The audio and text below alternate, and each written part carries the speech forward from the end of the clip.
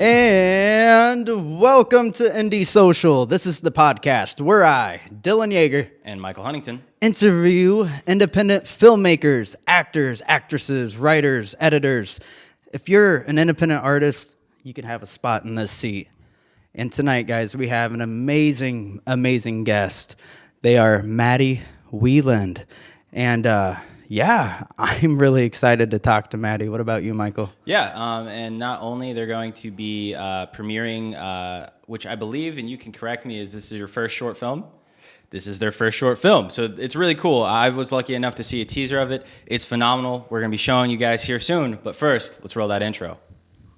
Welcome to the show, Indie Social. I know you'll love our guest today, 'cause what we've got for sure will amaze. So take this time and put your stress aside and come with us.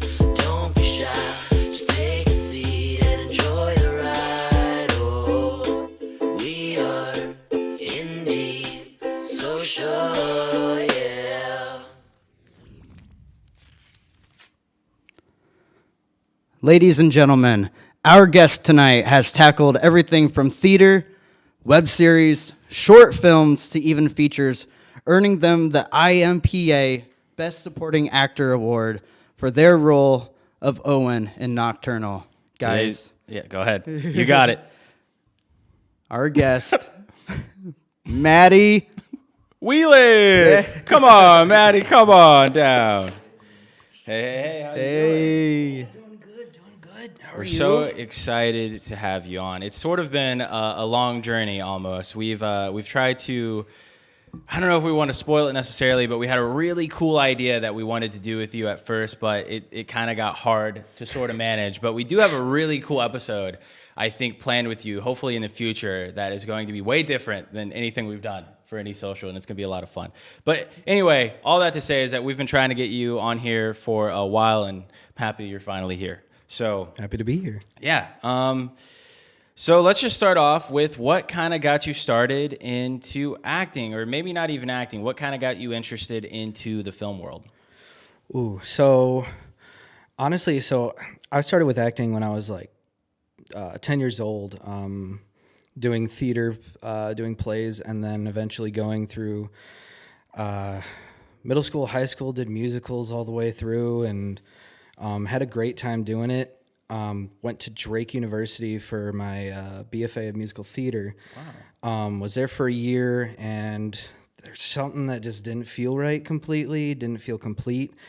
So then I had a couple of years where I just kind of took an absence and just kind of went on my own hiatus, worked a lot, and then eventually I was living in Iowa City and I was on an Xbox call. 360? It was Xbox One. Oh, okay. I was playing a game with some friends, and one of them said, "Matty, you're an actor, right?" And I said, "Yeah." Well, I got this friend. He lives in Bellevue, and he's looking for someone to audition for this role. And honestly, like, I think you could fit it. I've read the script. I think you could fit it. Why don't you reach out to him? I was like, all right, what's this dude's name? Oh, Ben Schmidt. Wow, All so right. that film, Nocturnal, was the first short film that you ever did? Yep. What? That's crazy. And you won Best Actor for it. So, It and was- then was IMPA the first festival that you went to as well? No, actually. Actually, the first festival I went to was the Muscatine Film Festival, where I met Dylan, actually, for the first time. And we premiered it. Well, we actually premiered it at Hit V, which was the Horror in the Valley Film Festival that a couple of friends, Carson, T. Morrissey, and Shelby, and Finch was a part of that too, Finch, right? yep, Yeah, and okay. yep, and Finch and Ben actually helped all put that together. It was a nice little night of horror, Yeah, I remember. I forgot all about that. right? Remember? Yeah, I no, it was- remember that. Yeah, I I still got a remember when picture from Finch was telling me about that festival, and I was like, "Whoa, you guys put together a festival? That's so cool!" Yeah, that's awesome. So you were a part of that festival. You were able to see your film there, right? Yes. Wow, that's cool. Small world.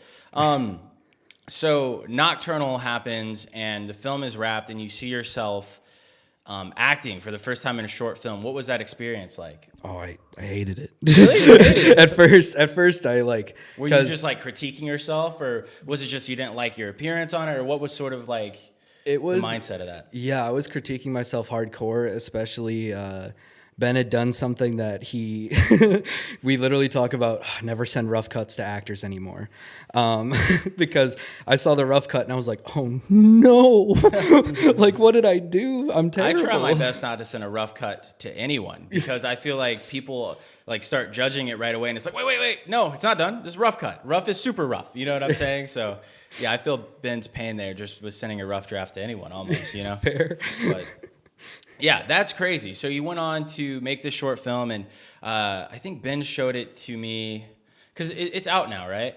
Yes. I think Ben showed me like the HD version of it, or like some sort of like better version of it than it is on YouTube. Yeah. So because YouTube kind of meshes it together, and yeah, their compression rate is the compression on it. So he showed me that film on. Because we all did a film together called American Dream, and there was this horrible storm that was happening in Cedar Rapids, and it cut out all the power and like halted production for, I don't know, four hours maybe, a long time. Mm-hmm. And we're like, what the fuck are we gonna do all day? And Ben was like, hey, you guys wanna watch my film? So we ended up watching Nocturnal, and that was the first time I think I seen it. Oh wait, no, actually we seen it in our Halloween special like a couple years ago, I guess. Season 2 of Indie Social. Yes. Yeah. So I think that was the first time that I ever heard of Ben, and then also you.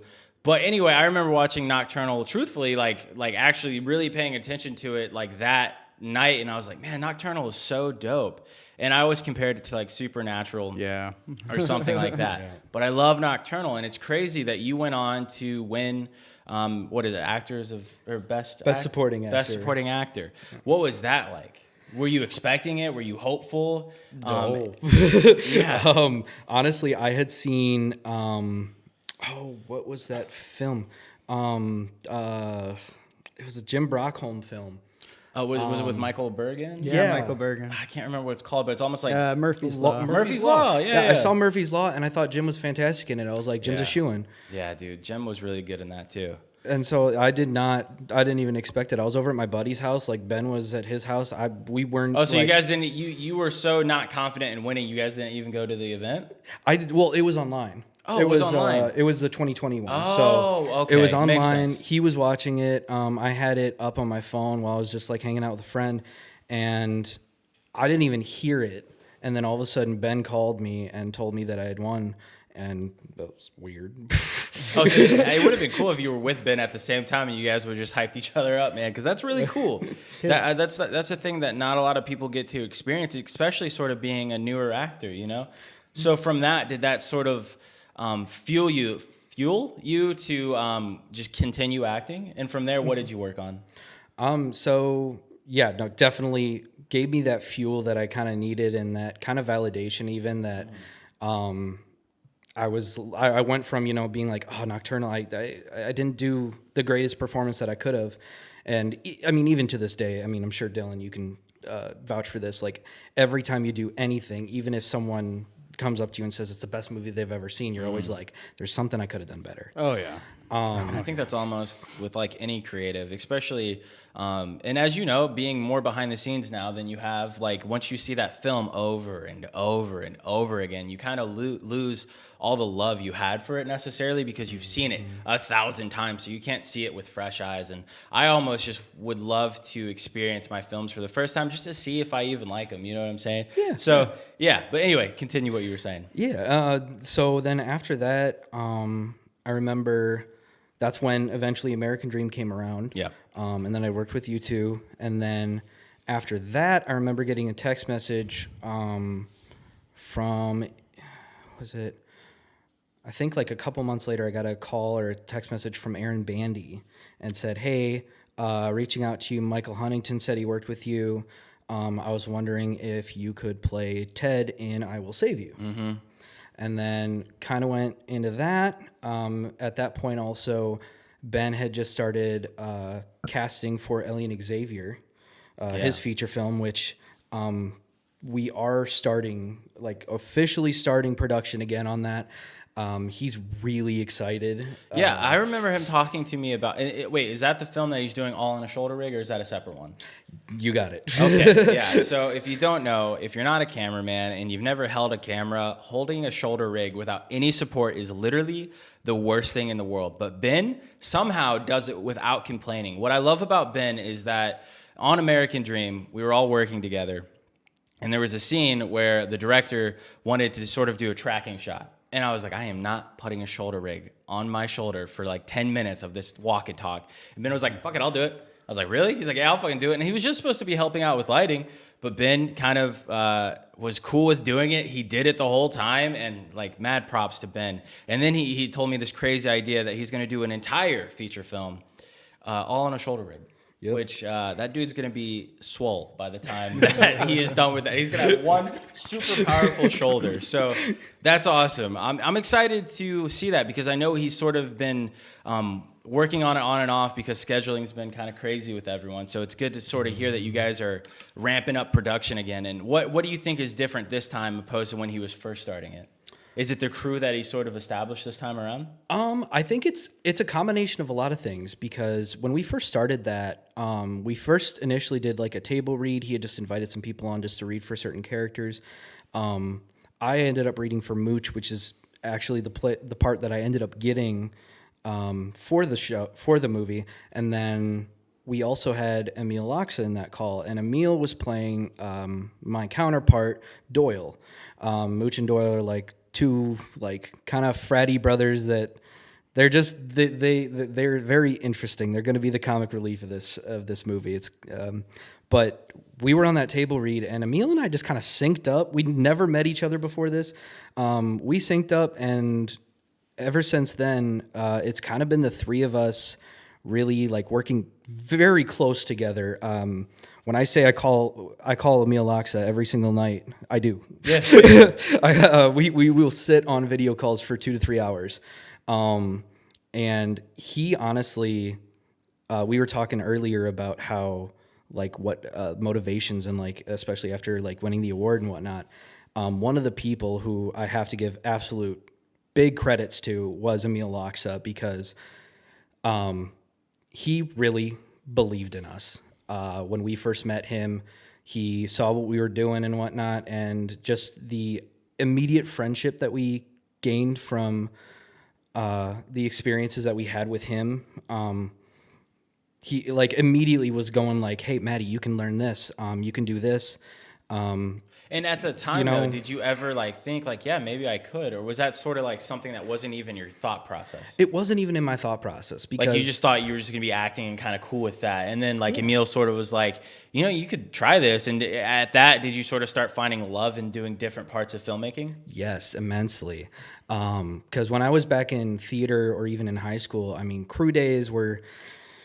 They were fun, but like I liked them because they were fun. I didn't like the work per se so much, but then eventually once I started to really love the craft of filmmaking and everything, that's when I really got into it. I got like a membership at Staples and everything, and I had to like I built up this office for myself, and like I even have my own little spreadsheets now and everything. It's just so fun to like be able to work on stuff that then you can transfer over to a different skill set, into a creative skill set, and then use it for that. And yeah, no, Emil's pushed me immensely, and I have to thank him for that completely.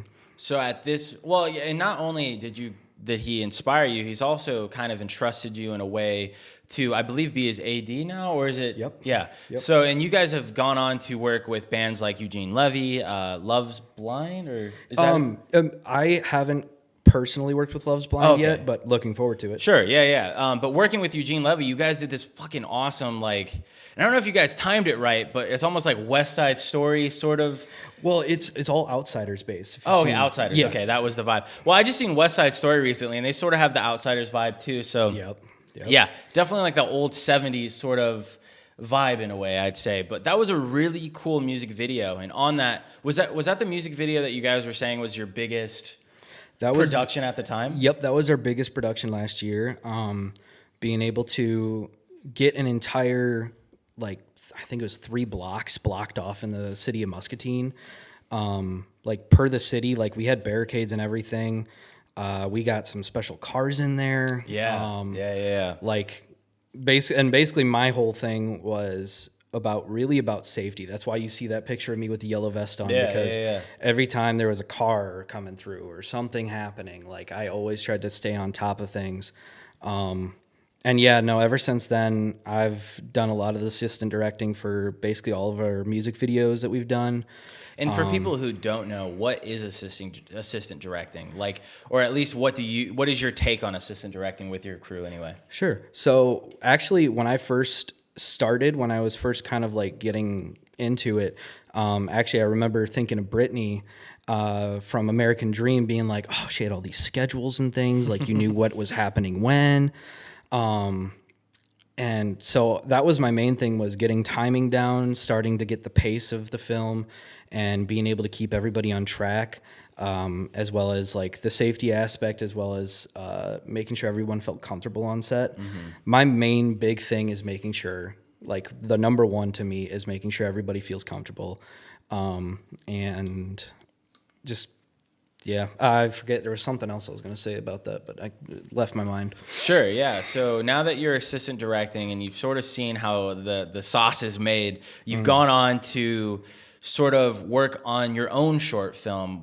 And we'll show the teaser here in a second, but what was that process like? And I imagine it's way different than being an AD and being just an actor. You're now directing and, you know, being really the person who is making a film. What was that process like, and what inspired you to say, fuck it, I'm gonna do it now, you know?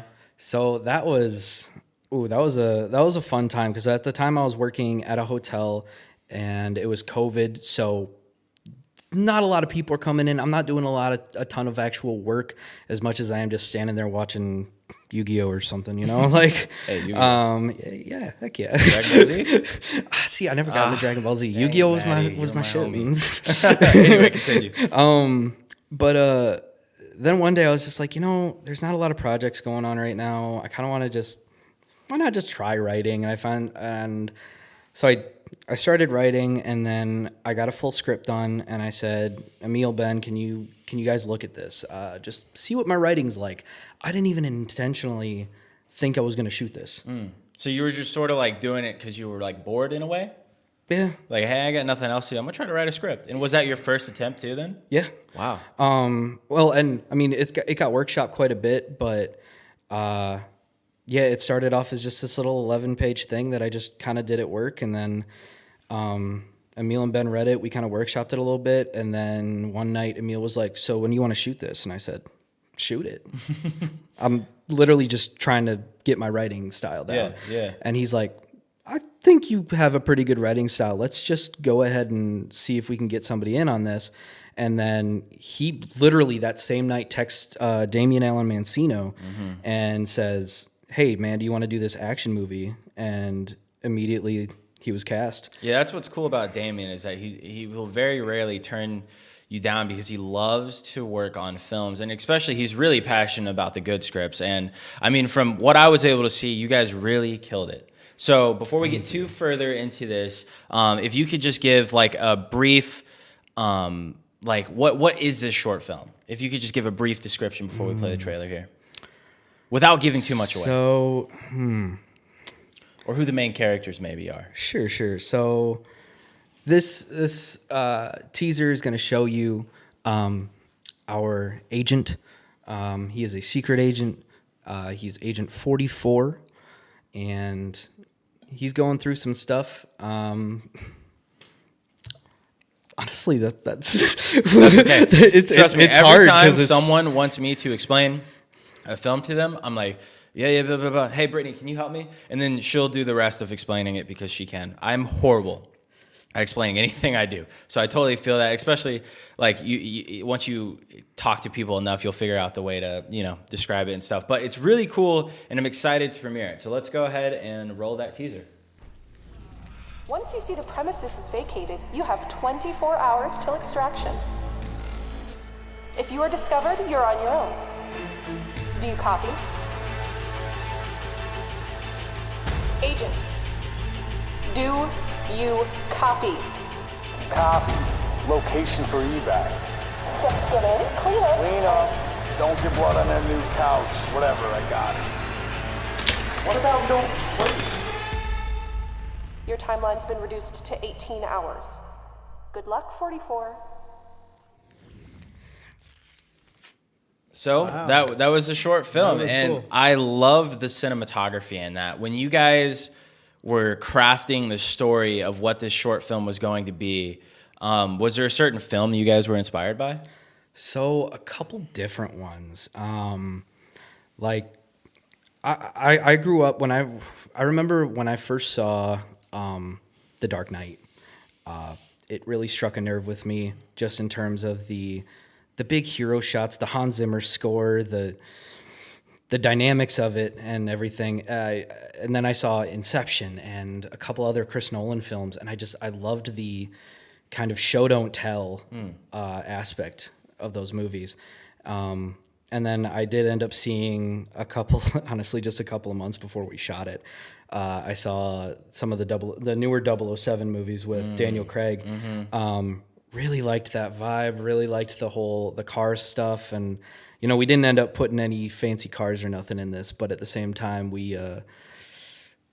I definitely wanted to dress him up like he was looking like, especially when we got Damien, I was like, this is Jason Statham mixed with, I forget his name, but like, I wanted to be hardcore with Die Hard. Yeah. And then, honestly, so I have never seen the John Wick series. Same. People will kill us for that, but Right.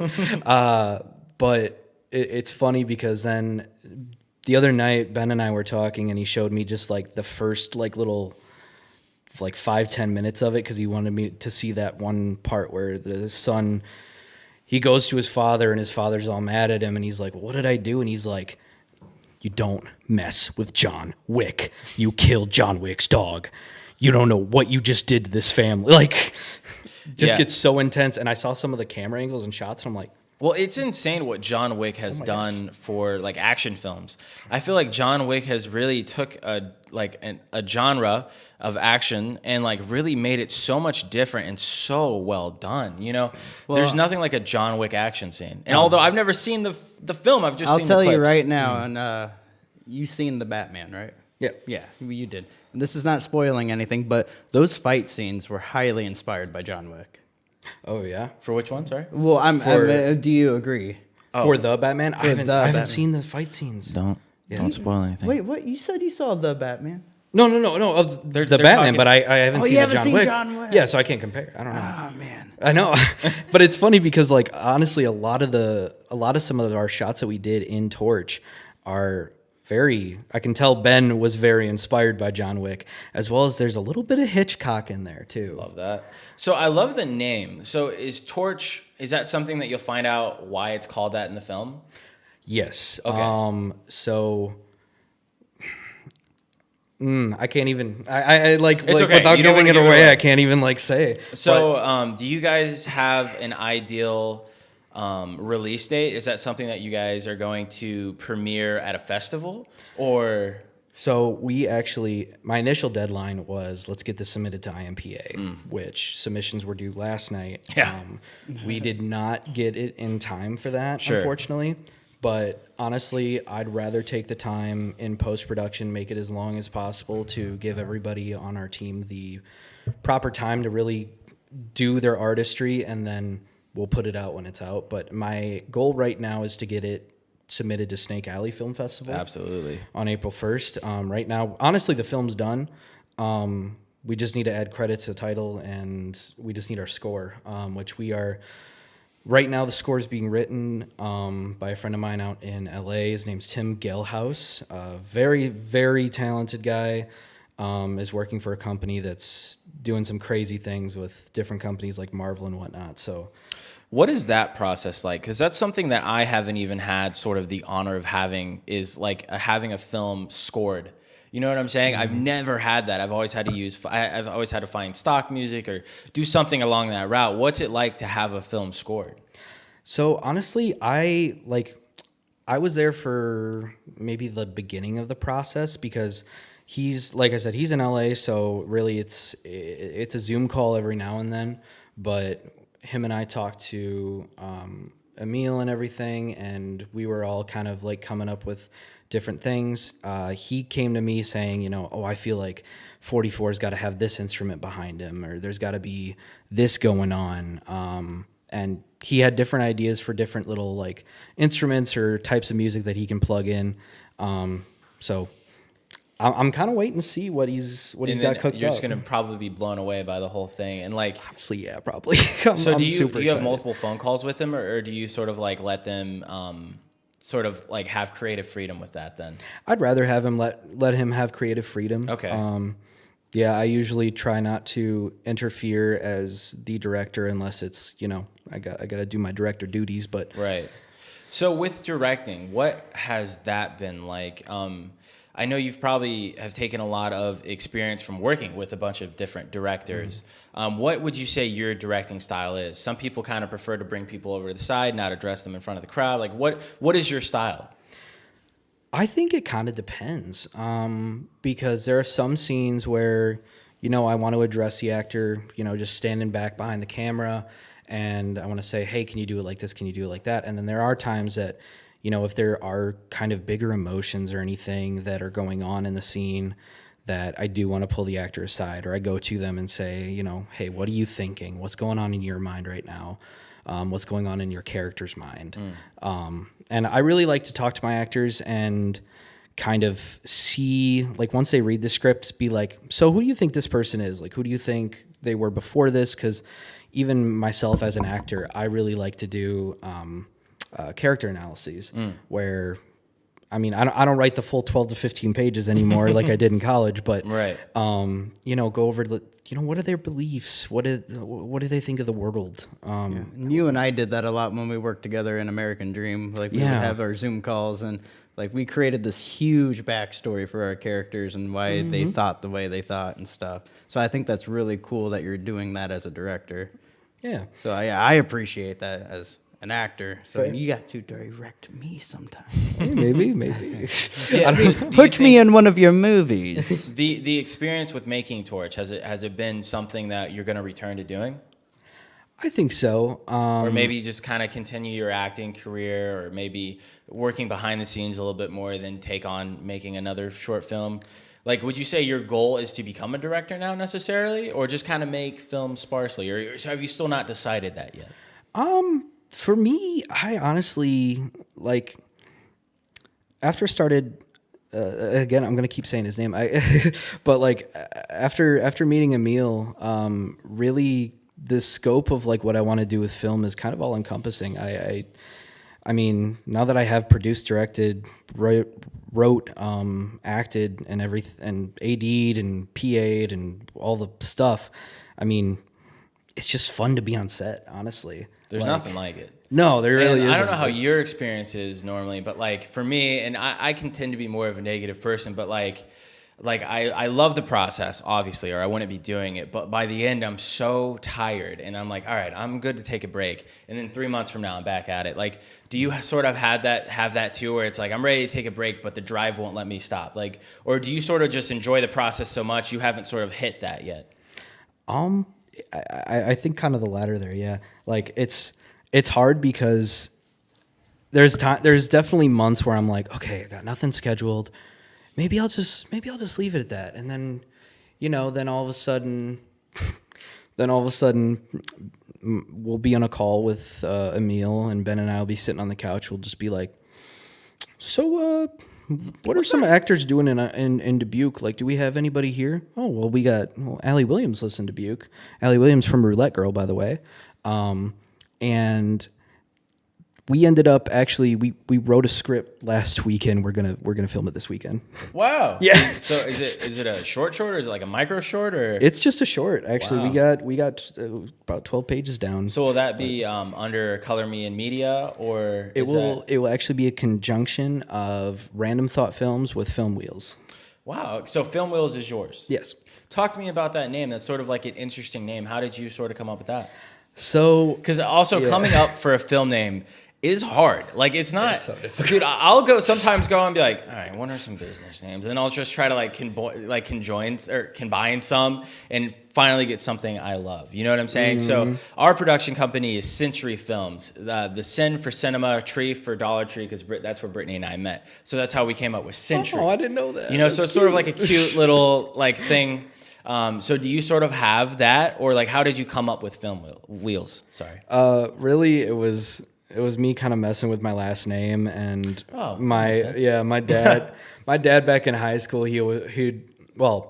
when I was in high school, he'd always tell me, so what's your 40 time? You like he'd get up all in my face, be like, what are you fast? Like, and then basically like when I was in baseball too, I would always steal bases, or I tried to. Because that was the thing, was we were Weiland, you know. And back in his days in high school, he was a fullback, and he claimed that he was the fastest on his team. He claimed he had the best leg press on his team. All this stuff, Dad. I don't know if you're serious or not, but good for you. Otherwise, but yeah. So I tried to mix in wheels, and I thought film wheel. That's genius. So. Yeah, just kind of combining that. I think the best names come from two things you love, and I think it's cool that you sort of have that history of why you came up with that name. You know, that's very awesome. We have a question here from Alana. Shout out to Alana. We love you. Thanks for being on the show. Do you prefer being in front of the camera or behind it? In front. Really? Yeah. Less pressure, maybe, or do you just get more creative freedom from it? Or I love. As Meryl Streep has said before, like I want to see what life is like in your shoes. Like I want to. I don't know. Like I've never been able to stay at like one day job for a very long time. I move around jobs quite a bit, and of course this concerns my family immensely. But like the reason being is because I feel like I'm always playing different characters throughout life, and there is something to say about being able to just immerse yourself into something. Like when I was a bartender, I have this little this ring right here that's literally a bottle opener. That's like so cool. I just love immersing myself into whatever I'm doing. So even when I was a hotel clerk, like I watched what was it? What is it? Budapest. Grand Budapest Hotel. Yeah, I watched that and I was like, that's it. I'm Lobby Boy. Oh my gosh. Like I've yet to see that movie, man, but I love what's his director's name? Wes Anderson, right? Yeah. Oh, I love Wes Anderson. He has this amazing short film, and it was a short film, but that got turned into a feature film with the Owen brothers. Have you seen that? Or the Wilson brothers? Owen Wilson and his brother? No. Oh my God, it's a classic, man. And you can tell that he had a style right away from that first film he ever made. I would suggest watching it. It's like older, but I think it's the first time Owen Wilson was in a film. Same with his brother. Like it's a beautiful story, and it has Wes Anderson's style all over it, man. I can't think of the name right now. So yeah, because I know Owen used to when they first started out. Owen used to write with him. Oh really? Yeah. I didn't know that. And like that's how Owen actually got his start into acting. Was I think it was like a similar Matthew McConaughey situation where they were like, oh, we need someone to play this part. And boom. Yeah, that's crazy. So you feel like, I'm just want to clarify. So you're saying that with each day job, you feel like you're playing a character at work? Yeah, like I know that you've talked about Jim Carrey before, and I've watched that. I don't completely agree with everything that he says, but the kind of idea that we are all playing characters, and that, right? Like even thinking of Shakespeare, like all the world's a stage, and all of the Bottle Rocket. Sorry. Yeah. Ben hit me up on that. It's called Bottle Rocket. Anyway, go on. Oh, thank you. Shout out to Ben. Shout out Ben. Like he talks about how like we're always all playing characters in our day-to-day lives. Well, he just had an interview like recently where he was like, well, yeah, I'm not Jim Carrey. And the interviewer's like, what do you mean? He's like, well, that was a character that I played for 50 years. Like, I'm not, like, I was never that Jim Carrey, you know? And like, I know he sort of had like these weird controversial like interviews, like the universe isn't real. And like, I get that. He's totally able to feel that way. I'm totally like, it is beautiful. Jim Carrey is like my God though. Well, so I'm weird. It's cool where like he can be like, yeah, I played a character for 50 something years. And like, now I'm ready to be me. And I think that's really cool. But yeah, anyway, go back to what you guys were saying before I interrupted. Yeah, no, you're good. You're No, good. I completely agree with you though, dude. Like every day I go to work, like I'm playing like a med tech. Like, I got to go to work being somebody who I'm not, which is so weird. But, like, I agree with you. Like, sometimes it's a nice change to get a different job so I can play a different role. It's almost like being in a TV series. Like, you're playing the same character for so long. Oh yeah, no, I was It's like, actually. you got to change the movie. I was just thinking about that the other day. I was over at my mom's house and she was watching Young and the Restless, and there's this one character on there. I don't know the actor's name, but his character name is Victor. Dude's been on that show for like, I don't know, 30, 40 years, and I'm like, how do you even distinguish yourself from I bet it's this got to at be this hard. point? And I think that's why people like, not John Wick. Anyway, people are talking about John Wick. We'll get to that in a second. You've seen Game of Thrones, maybe? Yes. Okay, so, God, what was his name? He had the long black hair. He played Jon Snow, right? Oh, sure, Kit Harington? Yes, Kit Harington. He has this. There was an article written about him that he had a really hard time stopping Game of Thrones because that character was like literally his life for however long he was doing it. So I think it is probably really challenging for doing a role for so long to then, you know, that show's no longer there. And it's like, now I got to find out who I am again or what character I am again, you know? So it's an interesting thing. Well, I think it's crazy that you have like the same mindset as me, and I want to know if other actors, if there's any actors listening right now, is this normal, or should Matty and I go to the bug house and get evaluated? No, I mean, hey, we're all having identity crises all the time, you know? Like, I mean, especially as actors. Is it I like an feel. actor's curse? I guess I never really thought about it. Well, and like, I don't know, like, I don't see the whole, like, I understand where Jim's coming from a little bit when he says, you know, he's been Jim Carrey for 50 years now, he's playing a new character. I'm like, what's wrong with having the work-life balance, especially even in film, you know? Like I can still be Matty Weiland. I can go drink a gallon of chocolate milk, play some Yu-Gi-Oh, you know, like Do you still hang out play with Yu-Gi-Oh? Oh, yeah. Dude, I need dope. I need Go a download Yu-Gi-Oh, Master buddy. Duel and follow me. Is that a mobile app? I'm serious. Yeah, I play yeah. Yu-Gi-Oh. Okay, cool. It's on I didn't play know. Yu-Gi-Oh. Yeah, it's on mobile, it's on Steam. Go play it. Go play it. Shout out Yu-Gi-Oh. So we got Ryan Swanka here. I believe I'm saying that wrong. Right, if I'm wrong, I'm sorry. John Wick 1 is a must-see action. The second, not so much. Never watched after that. And then Jake of All Trades says, John Wick 1 is incredible. 2 and 3 did a good job at expanding the universe. So it looks like we got some recommendations. But, I mean, I feel like I've been told to watch that film so many times, and I got to get to it. And I promise I will. It's one of those things where like people recommend you shows, and it's like I'll get to it when I get to it, and it's like, man, I wish I would have just watched it when they told me to. See, Because now I'm 5 years behind. See, I love chess, and everyone's like, "Oh, we'll go watch Queen's Gambit." I just haven't. I'm sorry. Dude, I know, same. Brittany loves Queen's Gambit, and that's just the show that, like, I know it's good, like, undoubtedly. Everyone's talked about it, so it has to be pretty freaking decent. I haven't got to it either, but, oh, did he have a question? Oh, my bad. Let me get to Bryce that real quick. Taylor. The homie Bryce. Oh, man, I love Bryce.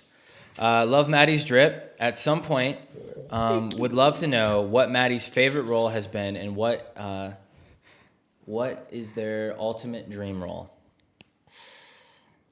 Oh, that's a big question. That is a tough one. I feel like we Dang. kind of ask actors that a lot, and it's sort of like, shit, I don't really know, you know? Yeah. But have you ever thought about it? Well, honestly, I mean, one of my favorite performances I ever gave was actually not even as a principal character. I was in a production of Les Mis, which, this is even film, but I mean, I guess we'll go back to film. Sure. But one of my favorite times I was in Les Mis and I was playing Grantaire, who was... Basically, it was my job to watch over Gavroche, and if you've seen Les Mis, you know what happens to Gavroche. I'm so sorry. You're good. You want me to say it? Yeah, go for it. All right. So Gavroche gets shot, and he's a little kid. You know, it's terrible. Like a it's so little sad. kid? Yep. Oh. Oh yeah. No, he's the little one who's like he's part of the revolution, and he understands it. remember Wait, hold on. that Is now. Love Yeah, the one yeah. that, Hugh Jackman did? Right? Yeah, okay. I haven't seen it, but I heard about it. Yeah. No. Very very solid movie.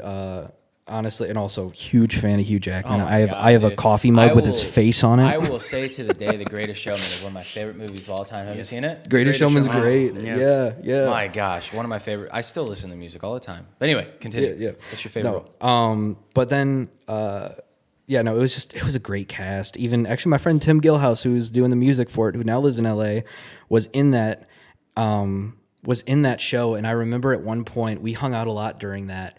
And I was over at his house, at his college house, and we were outside, and he had always wanted to do movie scores his entire life. And I remember talking to him on the porch and being like, Tim, you know, one day I'm gonna write a film, I'm gonna direct it, and I'm gonna have you write the score. And like manifested immediately. You did, man. Like it's happening. That's awesome. But no, then I would say my favorite movie role that I played so far is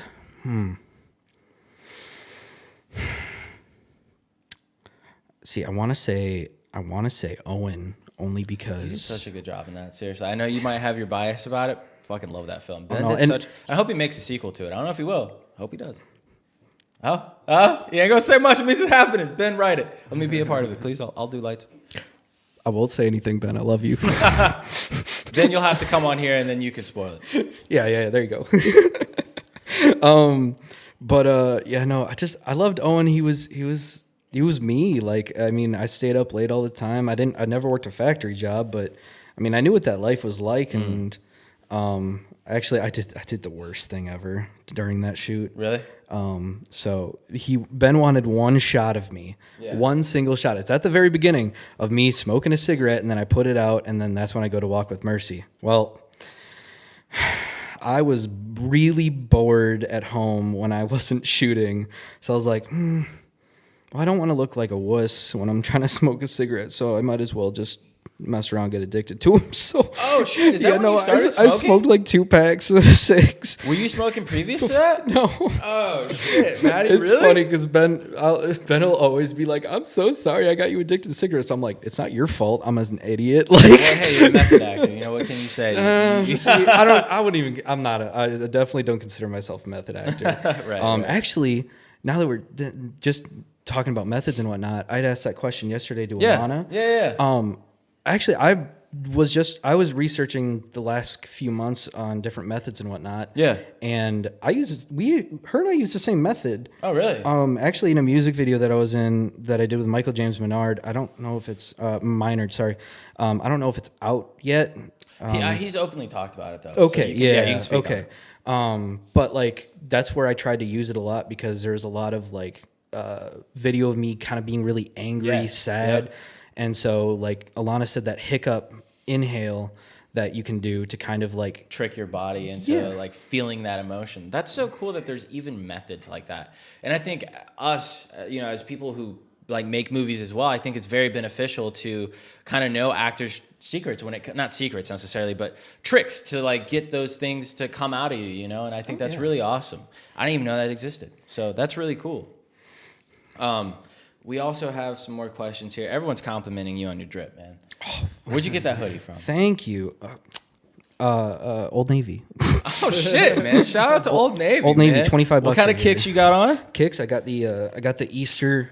I don't remember. I think they're 2016 Easter Nike Blazers. They're Love torn it. as shit, but And you got some cool rings and stuff. Oh, yeah, dude, that's yeah, the got coolest. the I little- didn't even know they made that. That's genius as hell. yeah, right. Actually, Bottle opener. rag stock $5. Ragstock is awesome, and that's an Iowa City like only thing, right? Oh, is Ragstock? I think it's I thought it was an everywhere Iowa City now. only thing. But no, and then this one pinky ring I do wear because it was my grandfather's. He was in the Korean War. I think he got this over in Korea because every time I see anybody with a similar ring, it's Tiger's Eye and it's a gold band.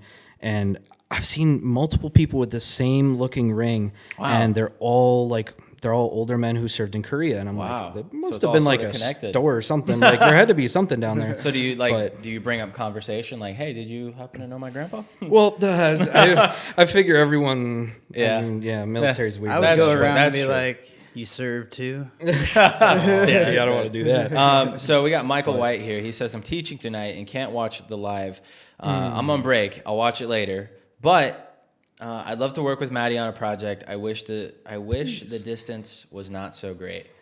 I believe that's Michael G. White? Or- Yeah. Professor White, right? Professor White. Is he? Yeah. Yeah, shout out to you, man. Actually, speaking of, I actually just emailed Shelby Haggardin to audition, do a Zoom audition for her new feature, Between the Lines. Yeah, that's awesome. So I'm hoping I can. Well, that and make also something shout happen out with to that. her as well. She's doing a podcast. soon. Yeah, that's actually- fucking cool. And I think that she has so much like she can do so well with that. And I'm excited to listen to it, you know? I don't remember what it's called. Do you know The Film La Femme podcast. There we go. Yeah, that's awesome.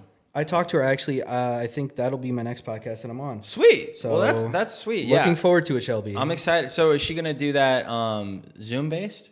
I don't know. Yeah, because I know they live far. They live pretty far. Yeah. So, yeah, that might be hard to do in person. But anyway, Tristan Bennett, shout out to Tristan. We love you. Love Tristan. Yo, Matty is looking dripped out. Emil says, Matty, drip god, a.k.a. Weiland. Tristan also says, Matty, do you have any projects coming out soon? Which I believe we briefly touched on Torch, but do you have anything else that's coming out soon? So there's There's also a plenty in music the video works. you're coming out with. Yes, That you did with Emil that's coming out soon. Yes, Jay in August. Yeah. They have a music Which did video you work with coming them out. recently too, or was that just Emil? Which for With There in the Pool, is that a different band? pool? And it was in Burlington. I think Tristan was a drone operator. Oh on it. no! Actually, that was me and Emil and Tristan. Yeah. Oh, okay. That was August and Allie. Oh, separate. That was like a 1-day shoot. We had this amazing location. Yeah, you guys. Shout did out a to cool Max. location. Yeah. And yeah, no, that was a lot of fun that day. It was just kind of him and I was really holding up a lot of reflectors to Okay. block out the sun. Sometimes that's all you need, you know? It's true. Well, that and the beautiful thing about shooting at night, you get all that beautiful light. So that's awesome. Let's see, what else do we have here? Emil said, Master Duel, baby. Wes Worthing said, my favorite Matty film role is in I Will Save You. That's also cool. So I know that came out. You can go watch that. What was that like? Because a lot of that was green screen. Was that your first time being in such a green screened film and then also having to act as if there's a tornado right in front of you? Yeah. What was that process like? Because I imagine that's got to be way different than acting with someone that's real, right? You got a fictional tornado in front of you, you know? Yeah, no, Was that tough? It was definitely tough to kind of like try to, visualize something that honestly I've never seen a tornado like in person. Me neither. So, I pray to God I never do. yeah, same. It's my worst. I have nightmares about that shit. I do too, man. Yeah. I am terrified of tornadoes. Yeah. Every time there's like a thunderstorm or if we're under like a tornado watch, I'm like, I get my blankies and my pillow and I go sleep in the closet. Well, because it's Iowa, man. You never know where it's going to hit. And unfortunately, a couple of days ago, there was a Winterset really got bad hit really tornado. hard, and I think Yeah. Tama got hit. I don't remember. I don't know. I know where it's just south of Des Moines. And Yeah. that's- There was a video where it's like, oh, that's not good for Des Moines. And like a guy was in his car filming it and like, oh my God, it's horrible. And yeah, anyway, super scary stuff, but continue. oh shoot, what was it? We were talking about I Will Save You and acting with a fictional tornado. Oh yeah. So I mean, honestly, the one thing that I tried to do was when we were doing the driving scenes a lot, I tried to have my eyes fixed on at least one thing that I could, like, even if it's just like a little crack in the garage door or whatever was in front of me. Yeah. Trying to make sure that I had something to look at so that I could be like, okay, that's where the tornado is. I can look right, I can look left, I can be driving and everything, but I have to make sure that I have my eye on the horizon right here so that people, when you're watching it, you can be like, oh, I know that he's looking at Well, this. that and like the cool thing, and like you'll pick that up on movies sometimes, where like the person is just looking at the guy, like, or the person next to him way too many times, right? Where it's like, oh, you can totally tell this is green screen, and that's fine. It's safe to be on a green screen, obviously, but it's like it's good to sort of have that note, like I gotta pay attention, like there's an actual road in front of me, so Yeah, that I gotta look too. back and forth and act like my eyes are on the road as it should be. So, and I think you guys did a really good job. So you guys had a pretty big cast in that, but you only worked with Caitlin, right? Well, so I did mainly work with Caitlin. I worked with Amanda a little bit too, because we had that phone call. Right. And yeah, I was never really in the same car as Amanda, Rob, or Bryce, but I mean, we actually filmed the whole thing in a day. So That's insane because it's like Yeah. it's an over 10-minute film, isn't it? Yeah. Yeah. So it's I up was there. I was there when the leaf blower came out. Yeah, so that's what we have a question here. Derek, he wants to ask about the leaf blower, and I Will Save You. What was that like? And also, I think that's really cool that you guys last minute, I don't know if it was last minute, maybe it wasn't, but to think, hey, let's bring a leaf blower to emulate that wind. Because without it, I think that would be super complicated, obviously. It wouldn't have the realism that it did. Yeah, no, it was actually kind of fun because it gave me as an actor a reason to be yelling and be like like I have to talk to Maya or Caitlin. Yes. And I And have shout to out be to yelling Caitlin. over this. Yeah, shout out to Caitlin. Caitlin Caitlin's Allen's awesome. awesome Yes. also. No, honestly, my favorite part of the leaf blower though was just watching Bryce Taylor's luxurious hair. Oh my God, Like, he's the best flowing fucking hair behind in the game, him. dude. I'm trying to get my hair that long, but it's such a process. So yeah, Bryce has beautiful And Bryce hair. and I are growing our hair out for this upcoming movie we're doing, and he's totally beating me. Yeah. I think when I bleached my hair, I fried it. It's Oh, really? barely growing. Yeah, same. I just now no longer have purple hair, sort of. It's back to brown. I had to re-dye it, but the purple is still Your there, hair looks unfortunately. good though. I noticed you're growing it out. Trying to grow out the beard and the hair, you know. You Get a notice bun. in the light, there's like a little bit Seriously. of Yeah, red there's a because of little, the well, that, and then purple. sometimes in daylight you'll see some red too, and it's like I kind of just got it all. So, but anyway, we also had. Oh wait, I'm trying to think if I had another question about I Will Save You. I don't oh yeah, you had to do ADR. You had to do a lot of ADR yeah, because yeah. of the leaf blower. Was that a new experience? It was. And Aaron actually set it up really nicely. He did. We've been to some ADR sessions where, because it's hard, and there's so many different methods about doing it. I think Aaron did a really good job at doing it. He keyed out your scenes and let you know like what scene you were doing, and you guys were. It was cool enough for you guys to come to my apartment and do it. That was fun. So yeah, what was that experience like? Was it challenging? At first I thought, oh, this is going to be challenging. I need to match up my words to my mouth. Like, I've seen Italian movies. Ben has made me watch plenty where, got to shout out Manos, Hands of Fate. If you haven't seen it, go Never watch heard it. It's a fun one. Kind of. Torgo's a fun guy. But the beeps that Aaron put in, like he would put like a little beep right before the line. And so my brain immediately like was catching on, and it just was like a song to me, like singing along to the radio kind of thing. That's awesome. Yeah. And then like, did you guys have a lot of ADR? I wasn't really there to see like how long your sessions were, but was it a pretty extensive amount? I had a good amount. I don't think I was there for longer than an hour. Yeah, I don't think you were there that long either. Because like I think everyone in that scene had to come and do ADR, so you guys were kind of coming in and out of that day. But you guys all killed it, and like a lot of times when you do ADR, it's very noticeable. But I think Aaron did a very good job at blending your guys' ADR in. So shout out to Aaron. I love that film, man. The one thing I'll always say about Aaron, man, is he's so ambitious with everything that he does. He does shit that I would never do because I'd be too scared. And Aaron doesn't give a fuck. He just does it, and that's so cool. And then he makes films like I Will Save You. And I think it's a cool film, and I think he did a great job. We also got Tristan says Old Navy, more like drip drippy. Flex Bormar music. Oh yeah, sure, Flex. He says, let's go. Tristan says, love you guys. Tristan also says he's terrified of tornadoes. And then Jake says, Derek, I've got a treatment for you, bro. I don't know what that means. I think he's referring to Derek. That's interlog chatting. Let's see what else we got here. Too much. Yeah, got a lot of love, man. So Love. go ahead. Oh, so you have a couple new films coming up. Oh yeah. Yeah, you want to talk about those real quick?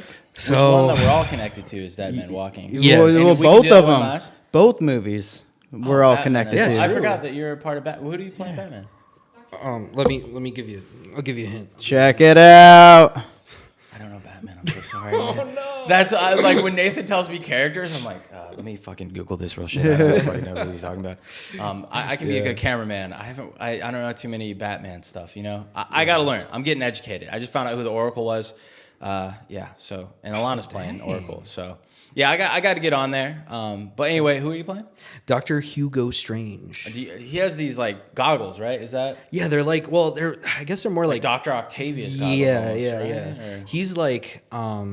I remember I didn't know he was a character until I played Arkham City as a kid, and I was like, who's Dr. Hugo Strange? Yeah. Who is this guy? Yeah. But no, he has such an extensive background with Batman. He's the first villain to ever figure out Batman is Bruce Wayne. Whoa, I didn't know that.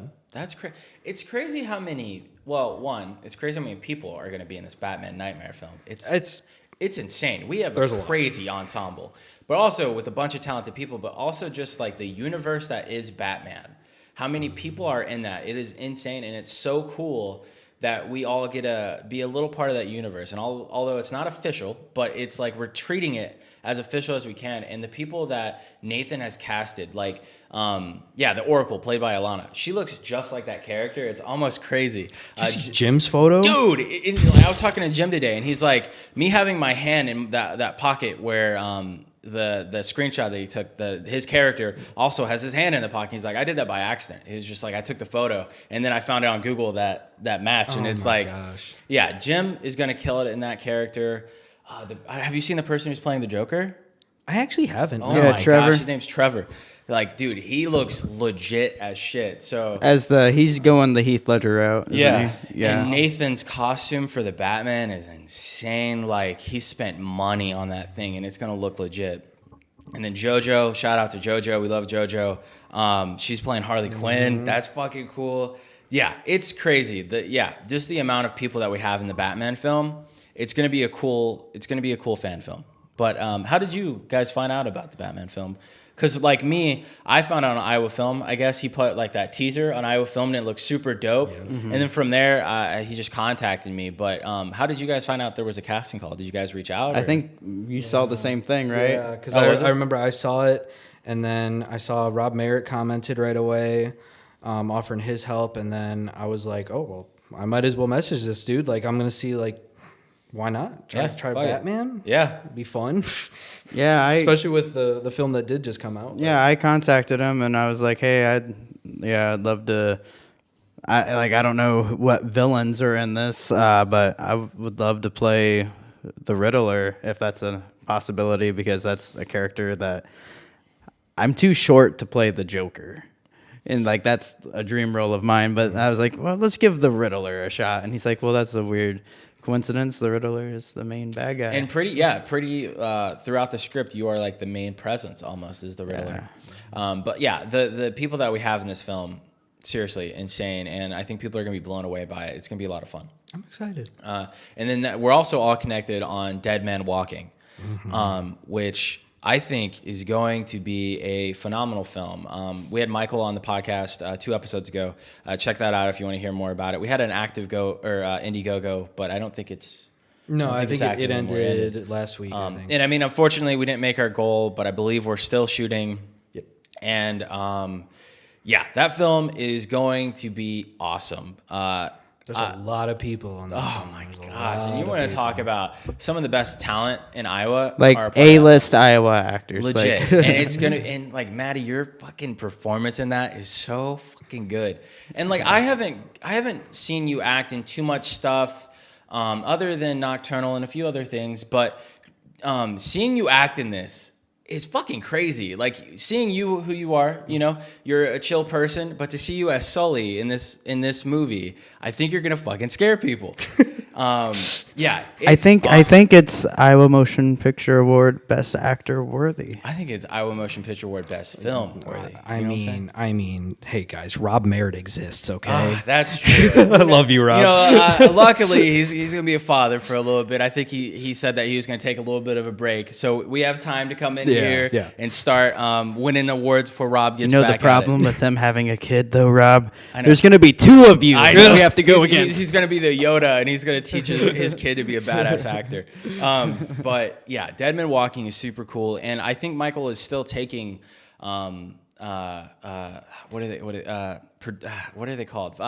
Fund? Like he's still taking funds. So if you want to go listen to that episode and find out more about the project, he'll tell you more about it. And if you want to fund that project, which is going to be phenomenal, I promise you, reach out to Michael and try to become a producer on it, because yeah, it's going to be cool.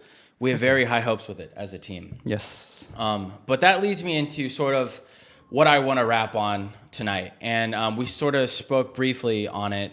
What I thought was super cool, Matty, and I don't think it happens a lot, or maybe I'm not around it enough. You were in a room full of people you don't really know. And you introduced yourself. You're like, hi, I'm Matty Weiland. My pronouns are they, them. And I thought that was so fucking cool, man, because I think a lot of people can get nervous maybe, especially when they're in a room full of strangers, to just not give a shit, to be fully who you are. You know what I'm saying? Yeah. And I think that was so fucking cool. And like, how did that come about? Like, were you ever nervous of showing who you were at one point? And how did you get that confidence? into just not giving a fuck. And not that you should have confidence. It should be a normal thing, right? Yeah. People should just be acceptable about it because, you know, it's not that big of a deal. And like, I think it's important that you just don't, you go out there and you say, hey, I'm Matty, I'm they, them, you know? Yeah. Like, how did you get to that moment? I mean, honestly, it took a lot of caring for myself. Really a lot of, just like self-work and trying to, like, I after college, I kind of lost who I was because, you know, I was a musical theater major, and then, you know, suddenly I kind of had this, what felt like an empty hole in my heart, and I moved to Iowa City with some friends because I was like, I'm just gonna go hang out. I'm just gonna go be a person and live life and see what happens next. Mm-hmm. And it was there that I kind of had a little bit of an awakening that, you know, I am not who I have been for the past 21 years, and I need to start accepting myself for who I really am. I will say, I know that it can take a lot of courage. It does take a lot of courage to finally come out and actually talk to people and tell people about yourself, and to want to feel accepted. And sometimes there are those cases that you're not.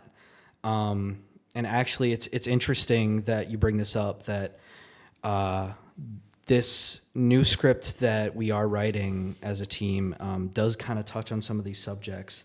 And I'm really excited to kind of bring it to light, because I think it's something that we definitely as a community need to touch on, because there's a lot of what I will say, like, kind of lack of representation in it, that I know Shelby Haggerton is doing an amazing job at trying to get not only representation for women, but also for all people of all nature who are gender fluid, non-binary.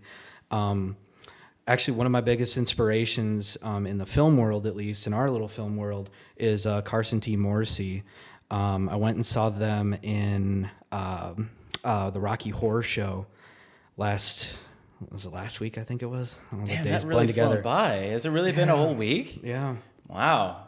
Yeah, because I feel like you were just posting about that. Anyway, sorry. No, but like, I don't know. Carson is so great.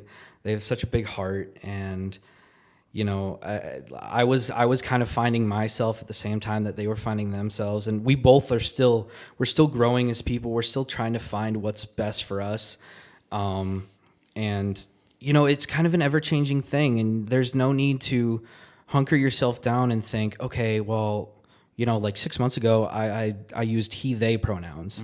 Then I just felt like there was something different going on, and I know for sure right now that I like the usage of the they, them pronouns. It's how I feel at home when I talk about it. I feel like my heart is full when I talk about it. And talking about sexuality and gender is just something that we definitely need to keep doing. I also have to say, with what Florida's doing, no, say gay. It's awesome. Being gay is amazing, and love is amazing. And I think like Lin-Manuel Miranda has that where he's like, love is love is love is love. Have you heard that? Mm-hmm. Oh, that's so beautiful. And well, have you ever watched Moulin Rouge? I haven't. Brittany loves Moulin Rouge. Yeah. Like, love lifts us up.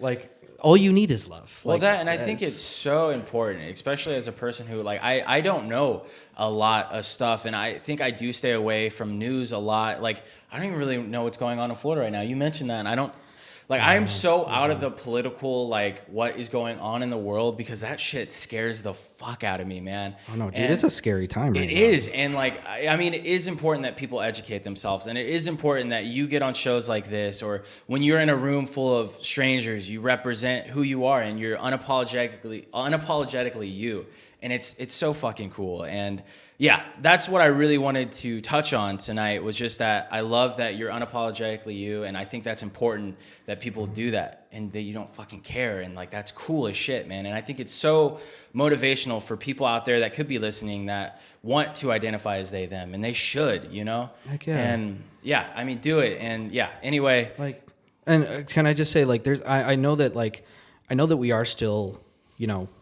we are creators, and right now the scope is kind of Iowa and a little bit further. Like, Right. we have our Nebraska fams. Right. But at the same time, like, even though, we're getting 100 views or 1,000 views compared to what big YouTubers or TikTokers or, celebrities are getting, and they have this huge platform, we also still have a platform. And Yeah. I know that a lot of people, a lot of agents and other people say, like, oh no, keep your mouth shut. Don't say anything about politics. You want to be, and I'm not going to go, radical or anything with anything, but at the same time, like, I got to stick up for my community and all communities in that sense. I mean, Iowa passed a bill about not letting trans youth play sports. Wow. Yeah, I saw that. That's No, terrible. it's terrifying to me because I feel like every time that we take one step forward, we take two steps back, and I definitely we have to keep taking those steps forward. We have to. Yeah, yeah. And I think that just comes with people educating themselves to the importance of everything, And like that, and it's just like I need to continue to educate myself on what's important, and so that way I can also be an ally to you guys, and help, man. Because I just don't know a lot, and I've went my whole life sort of like not knowing a lot and thinking that was okay, but it's not. I mean, I need to be a better person in my community as well with, educating myself. And I think that's so important. So Hey, we're all learning. We're all learning. And And anyway, that's what I wanted to touch on. Thank you so much for being comfortable with doing that. I know that could be scary, potentially, maybe, or I don't know. I was just so excited that you were cool with talking about that. But anyway, as we wrap up here tonight, unless you don't have any more questions, Dylan. Yeah, no, I love asking this question here. Matty, if you could go back in time to a younger you, what advice would you give them? Younger me. Who is wanting to be creative, to become like an actor and filmmaker? I would probably say keep dreaming, bud, because dreams become goals if you dream hard enough. Say it out loud, and don't just say it, but keep saying it. Write it down, look at the calendar, make a date, do the thing. Just keep going. Push as hard as you can. Life is short. You got to live it to your fullest. Absolutely. That's beautiful. Well, Matty, thank you so much for coming on the show. We're very excited to have you on here. Again, we have a cool idea for a show that hopefully we can get doing or get happening. We'll make it Dude, happen. I hope. We'll I want to make be it happen. wacky, Dude, man. it'd be crazy, and hopefully we can make it happen. But for the people out there that don't follow you on Instagram or any of your socials, where can people find you, contact you if they want to work with you? Hey, of course. Obviously, I share most of my stuff on social media on Facebook. On Instagram, it's just at Matty_Weiland. You can find me on Facebook. You can find my website at mattyweiland.com. Oh, you have a website? Yep. That's legit as shit. That's awesome, man. That's cool. Some of my films are on there, headshots, BTS photos, you name it. You can contact me through there even. Otherwise, I don't know. Cool. Well, again, you can find his Instagram. Sorry, I forgot. Also, on Color Me in Media, I do have a adjunct page there as well. Yeah, I seen that. Ben does as well, right? Yep, Ben does as cool. well, yep. And then, Color Me in Media, you guys do a lot of cool shit. Primarily music videos, right? Or do you guys kind of dabble in both? It's kind of a lot of different things. It's kind of whatever comes our way, really. Sure. We've done a lot of music videos in the past, but I know Emil does some commercial work with some of the Burlington folks. And we're hoping to kind of just further our scope and just keep going. Sweet. Well, cool. So to wrap it up here, Matty, thank you again for future episodes here. We have Hudson Valley, which is a band from Texas going to be on the show next week. And then from there, we have John Lear, which is actually the original Geico caveman. Have you ever seen those commercials? Yeah, he's gonna be on the show at Yeah. the end of the month, and It's gonna so be easy awesome. a caveman can do It's it. so easy a caveman. yeah, can our do it. first celebrity. Oh my god. Yeah, well, everyone's a celebrity here. Well, but everyone's a celebrity. He's a but- classic, and I am so excited to talk to him. And yeah, Hudson Valley, they're a great band from Texas. We have a lot of cool shit going on in Indie Social this month. And also, we just got the green light that Indie Social is going to be having a live podcast at the IMPA Awards. Yes. So if you are an actor, a filmmaker, or anything, or just you can just a guest, and just you a just guest. want you If want to talk are about going to IMPA, stop at our booth, come talk to us.